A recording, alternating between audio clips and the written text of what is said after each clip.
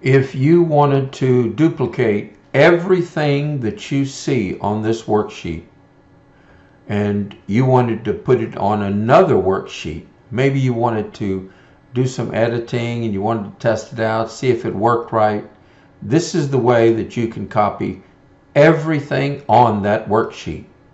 You see down here, remember the little plus sign? That's how you add another worksheet.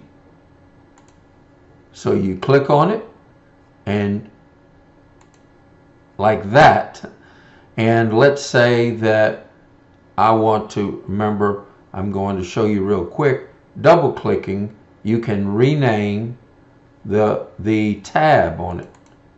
So let's put Payroll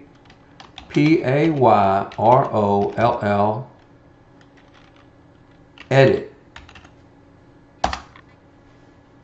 Now you go back to payroll.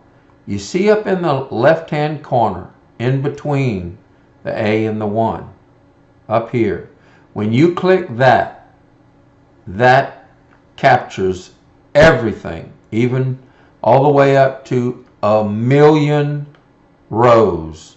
There's over 1,000,000 rows on an Excel. Used to be 65,536. Now it's got 1,000,000.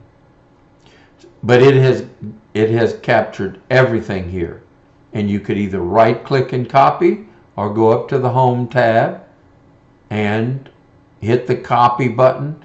But let's just say we right click, copy, we go to the other worksheet and it's at A1, right click and hit paste. Everything that was on here is on here right now. You see? You saw it jump, so you said, wait a minute, there was something different there. No, it was just because, remember, we had frozen the panes. Now look at it. See? It didn't move at all. These are two exact worksheets. That's how you copy and paste a duplicate of your worksheet.